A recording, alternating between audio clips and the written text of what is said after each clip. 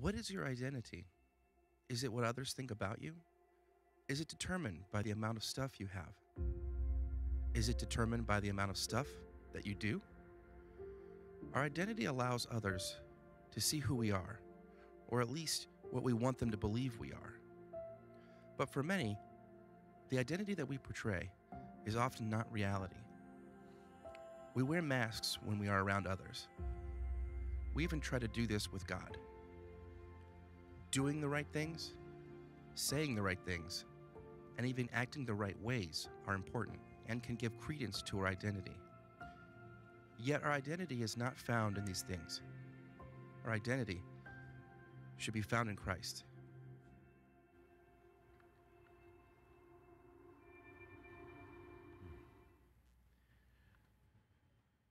When Ashley and I were first married, we were living in Kansas City, finishing up college.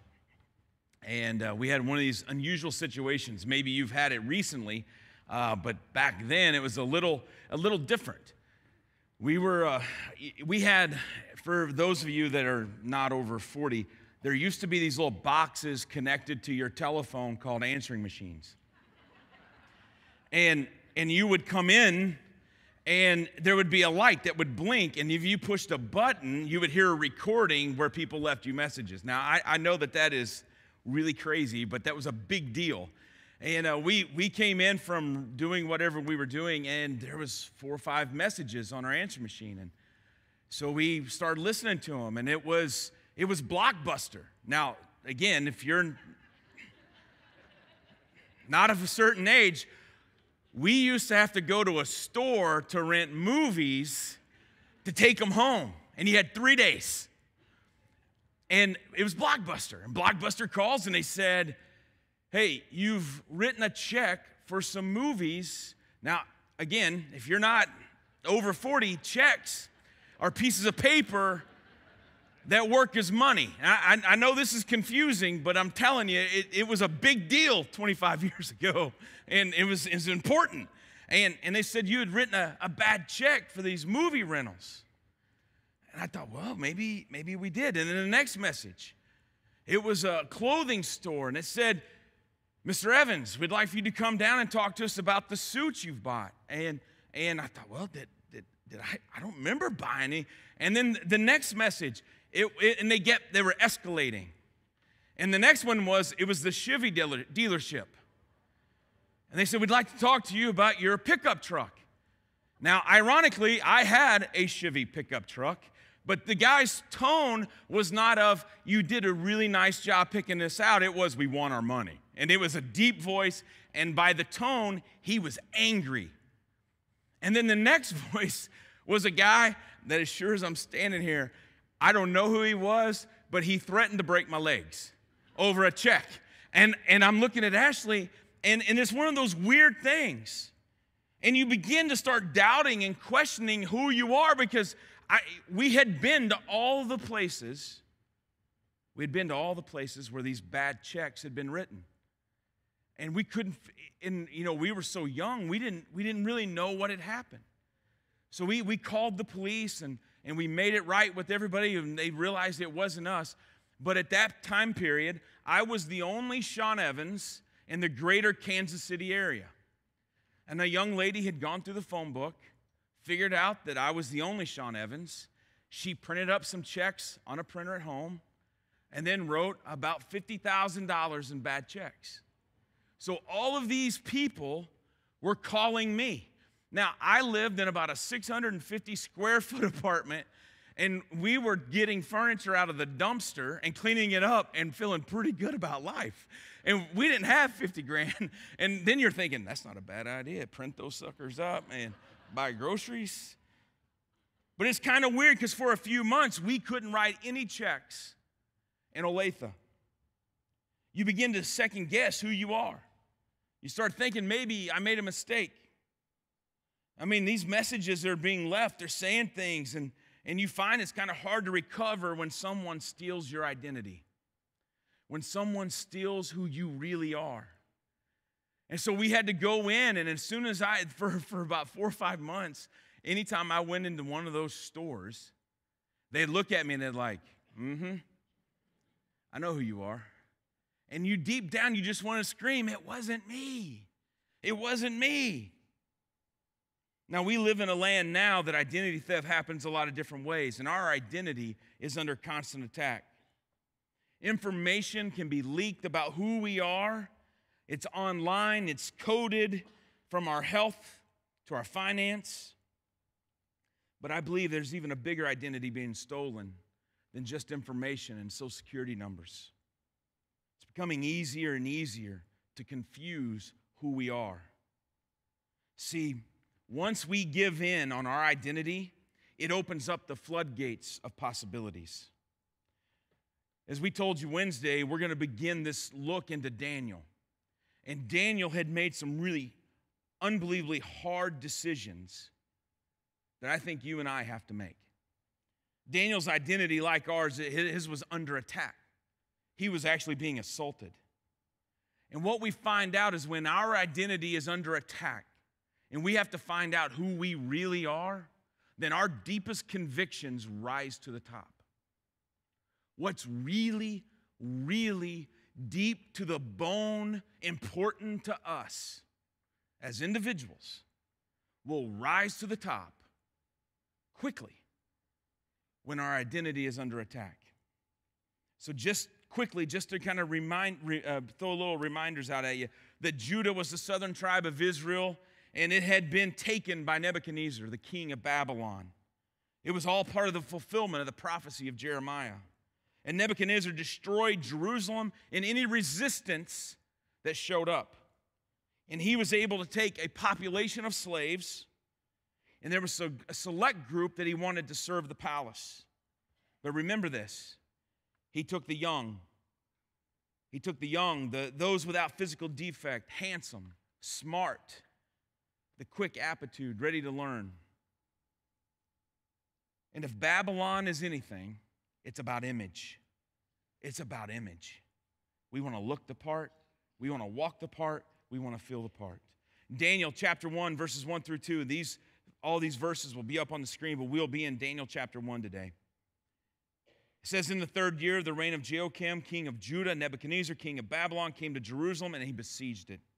And the Lord delivered Jehoiakim, king of Judah, into his hand, along with some of the articles from the temple of God. These he carried off to the temple of his God in Babylonia, and he put in the treasure house of his God. So what kind of happens next? So we know he gets taken, Daniel and some of the guys there and the population are taken in a hostage and going in what you'll hear the term is exile. But keep these things in mind. We're talking about a 14 to 16-year-old high school student. Today, that would be about a sophomore. Freshman, sophomore, maybe a junior. So think about the goofiness and awkwardness of some of our high school students. Think about the goofiness and awkwardness of you and myself when we were 14, 15, 16. There's acne involved. There's hormones involved. There's that, that laugh involved. His family is likely dead. His world has been completely turned upside down. And remember, Nebuchadnezzar does not want to fight the best. He wants to transition them. He doesn't want to fight.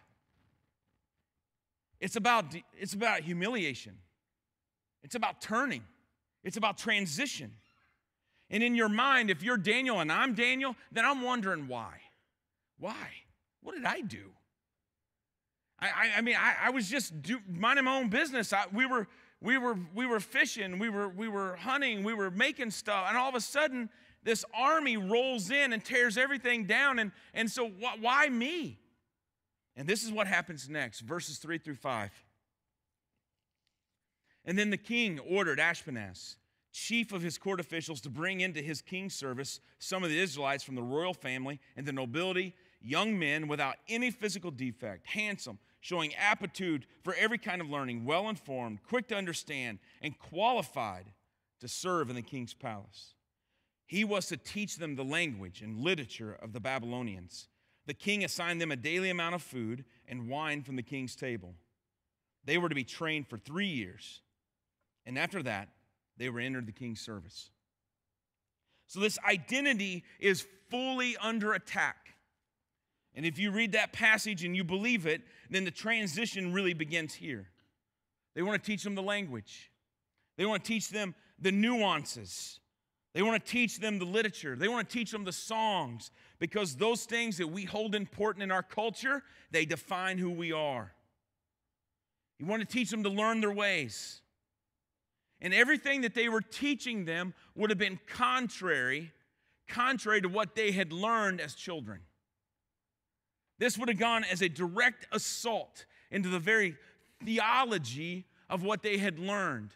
When they were studying the patriarchs, when Daniel and his friends were studying the patriarchs in the temple, or if they were learning about Abraham and Isaac and Jacob, this would have been a direct assault against what they had learned. This would have been, you got to forget all that, Daniel. You got to forget all this, because this is what we got to teach you now. We're going to teach you new songs. We're going to teach you about new stories about our gods, little g. See, a common practice in the ancient days is when you took somebody hostage like this, and you're going to use them as servants, they would actually make them eunuchs. Understand that they would castrate the males. It was performed to ensure that the king was safe. See, they want to make sure that the king's advisors not have children or any romantic interest that might tempt them towards betrayal or rebellion. It intended to make the people asexual, disinterested in sex of any kind. It was humiliating. It was part of the brainwashing. They were unable to produce children who maybe seek revenge. Now, we don't know for sure if this happened to Daniel. We don't know for sure if this happened to Daniel. However, Ashpenaz, if you look in some other translations, Ashpenaz was said to be the chief of the eunuchs. So it kind of makes sense then, if you follow it out, that why would they put Daniel and the other Hebrew children in with this guy if that's not what they did to him? And this transition was methodical. It wasn't like a written out plan that they gave the boys and said, here's what we're going to do to you next. But it was mechanical. Change their language, change their culture, change them sexually. Now, I don't know if that sounds familiar or not, but maybe it does. The Old Testament is so relevant to where we live today because Satan wants to destroy us the same way. The same game plan that he used in the garden is the same game plan that he used with Jesus, is the same game plan that Nebuchadnezzar was using here.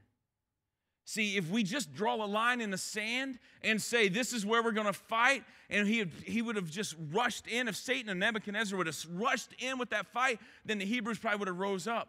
They maybe would have died. And the fight doesn't really help Nebuchadnezzar. In fact, making martyrs is not the way to win a war. All you do is motivate others. People that aren't even interested in your story rise up when we hear the stories of martyrs. Other countries get ticked off when we hear about martyrs. Whenever you're watching a news channel and you hear of a disservice and injustice and someone loses their life in a foreign country, even if you don't know where that foreign country is on the map, you rise up on the inside. Same thing. See, if we're not deeply rooted in our conviction, we will learn to go with the flow. Verse 6. Among those who were chosen were some from Judah: Daniel, Hananiah, Mishael, and Azariah. And the chief official, that had been Ashpenaz, gave them new names. To Daniel, the name Belshazzar. To Hananiah, Shadrach. To Mishael, Meshach. And to Azariah, Abednego. Now this name change, that may not seem like a big deal. It's just a name, right? But see, a name change in the ancient world was common practice. It was intentional. It was deliberate. And the purpose was to align life and title. It was about identity. Because what I call you and what you go by is who you become or who you are. And so it was intentional to do this. In fact, just a couple years ago, Forbes magazine, they wrote this article called The Power of Name Branding. And I was talking about companies, but it went through and listed all the reasons why you have to be careful about what you call your company. And this is one of the things it came away with, that numerous persons in the arts, in our theater, our actors and musicians have changed their name in order to become more acceptable to the public. More acceptable to the public. Now, maybe the public could be part of the problem. I mean, why do they get to choose what is valuable? And so if you think about it, how many names have stuck with you over the years? How many nicknames? How many titles? How many times have you had this lasting impact by a name that someone called you in the 5th grade? High school reunions are not necessarily, we don't necessarily get real excited about them. For some of us, we dread them. The names, the accusations, the teasing, the torment, the torture. Maybe it was over body size or skin condition or your economic position. But it's no different today as it was in ancient days that we understood that a name hurts. That adage that sticks and stones may break my bones, but words will never, it's a lie. Words hurt. If they didn't hurt, we'd quit using them. So when we pick on somebody and we rename them, short, fat, tall, skinny, go down the line, we hurt. Chris Hodge, the pastor in the South, says this, that the names you allow to label you often title the scripts in which you live by.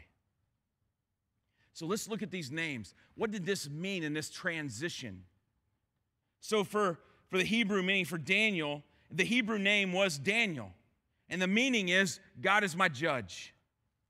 Now that means that God is my judge, that I'm honoring here, and this is the one that I'm answering to. This is where my conviction falls. But the Babylonian name, the meaning Belshazzar, was the lady that protects the king. Now, is that intentional? It was a shift from male to female, from God to man, that all-powerful God to a man that needs protected. So this transition was precise. Hananiah, Yahweh has been gracious. It was that Yahweh has been gracious. Yahweh was the Hebrew word for Lord or God, and his name was turned to Shadrach that says, I am fearful of God.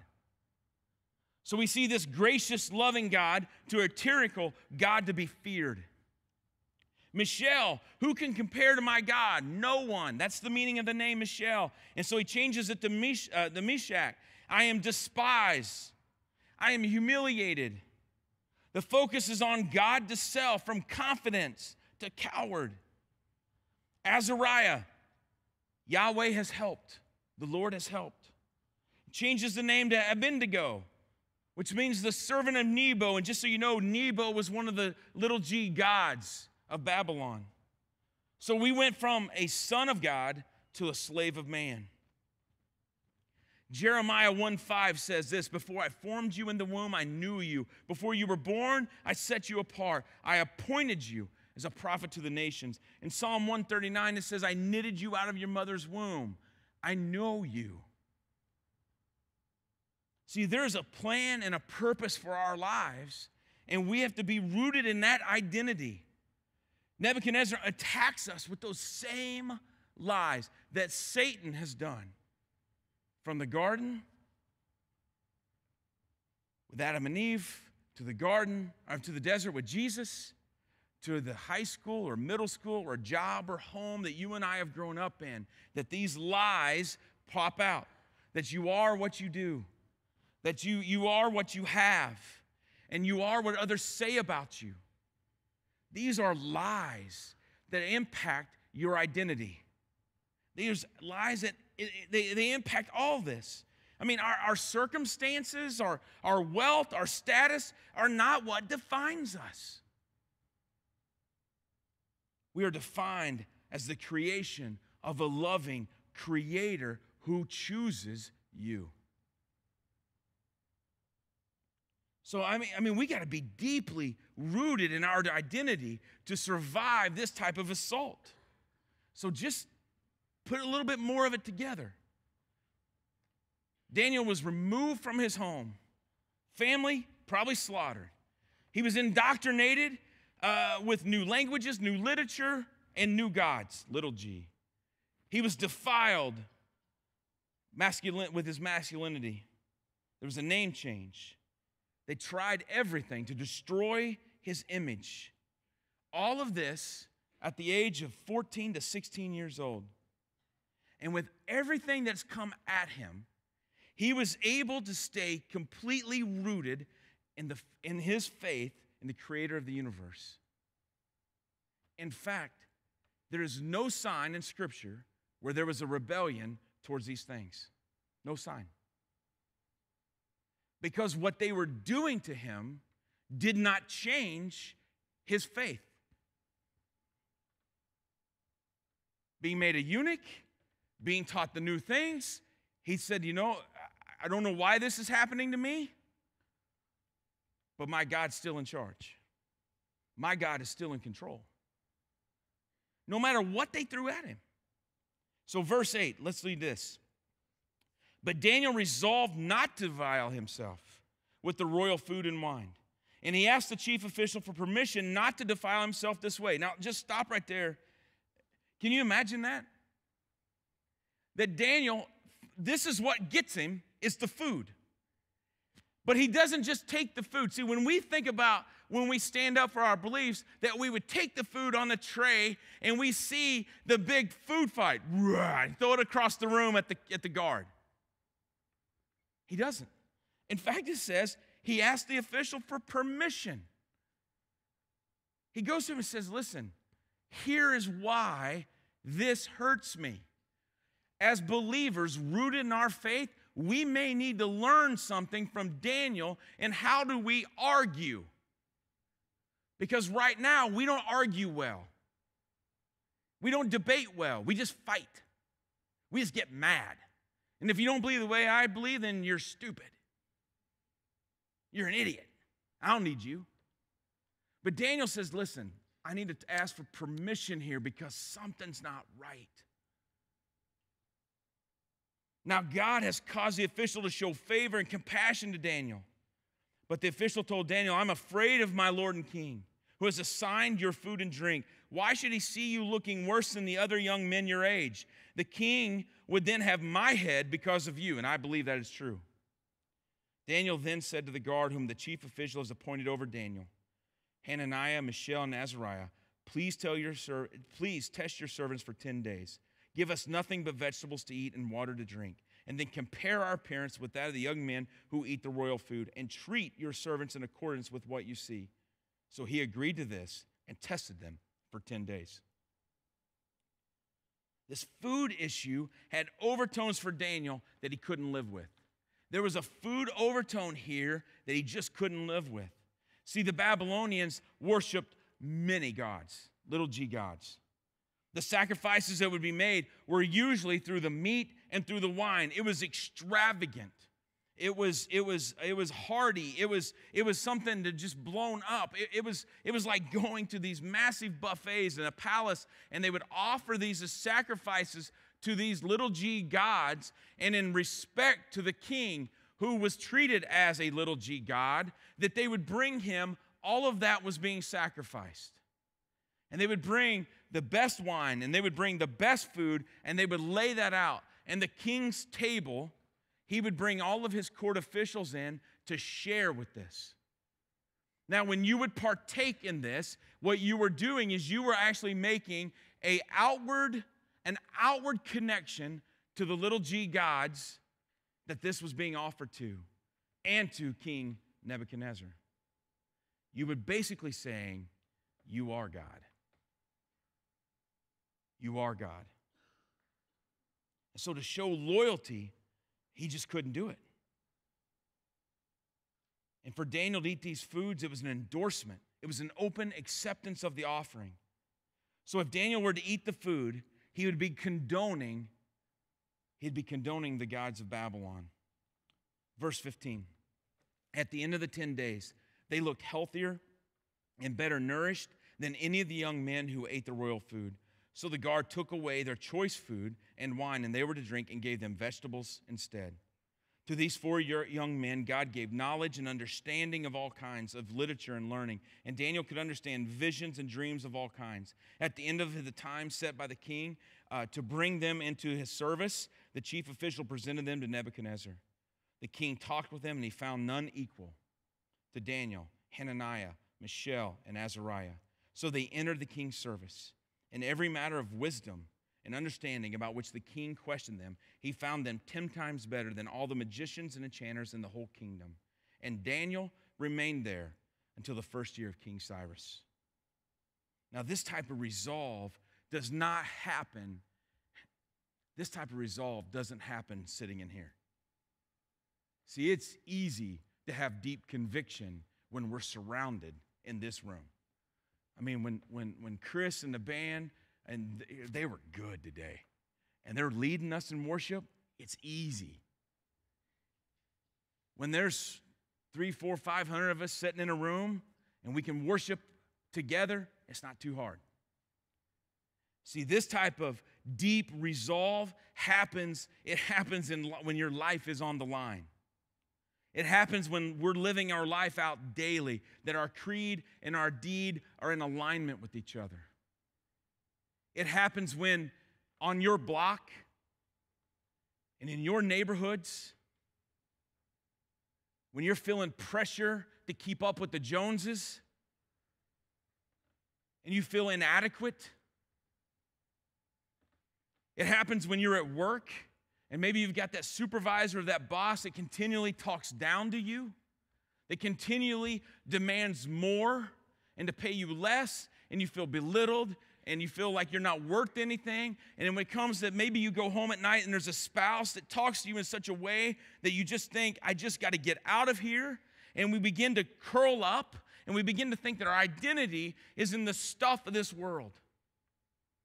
And we begin to crawl up in there, but that is where we actually create the same type of resolve that Daniel showed in the first chapter there. That's the same places. That's the exact same location. That's where you and I create deep conviction. That's where we develop this rooted faith. See, no matter the cost for Daniel, he basically said, you can take away my family, you can throw me into slavery, you can put me in this new world, this new life, you can put me in new books, you can even make me a eunuch. But no matter the challenge, no matter the situation, Daniel was able to see the hand of God. See, the line in the sand for Daniel was the food. He's not going to defile himself. All of these other things can happen, and it doesn't change the circumstances, all of that are the same, but it's not going to change my conviction. It's not going to change it. So you can do what you want to do here, but I'm not going to participate in the worshiping of your God, little g. Beat me, abuse me, hurt me. It doesn't change where I'm at in my conviction. I don't have to have right. I don't have to be right. What I have to do is be able to influence you. And we will see in the story of Daniel throughout the rest of this series that Daniel fought for the right to influence others. He wanted to help people take the next step in their spiritual journey. See, that line in the sand was huge, no matter the consequences. So what is the line in the sand for us? What are you willing to say? That's not what I want. I wish my circumstances could change, but I can serve God no matter the circumstances. What is the line? What is the line for you? What is the line where you say, this may not change, but it doesn't change who I am? What is the line? If you had to be really honest, gut level honest, what is the line? Do we allow our circumstances to dictate our faith level? Do we allow our circumstances, because when it's going bad, is that when we say, well, God must hate me? Why would God do this to me? Why would God pick on me? Why? Why? See, Dallas Willard once said this. Dallas Willard once said this, that I found the address of God. He lives at the end of my rope. He lives at the end of my rope. See, there's a very short distance between temptation and participation. There is a very short distance between temptation and participation, because the onslaught of the attack on our identity, the onslaught of the attack on our identity begins to pick at us in such a way. It begins to pick at us in such a way that we begin to think, if I just go with this flow just a little bit, if I give in here, then it allows me to be accepted. And if I'm accepted, the pressure will get relieved. And that's a lie. See, when we give in, we just keep moving further and further away from our conviction. We move further and further away from what we're deeply rooted in. And we come to a point where we just say, I just don't want the pressure anymore. I just don't want the pressure anymore. Maybe we've spent so much time being comfortable in our spiritual journey that we go into shock when life gets tough.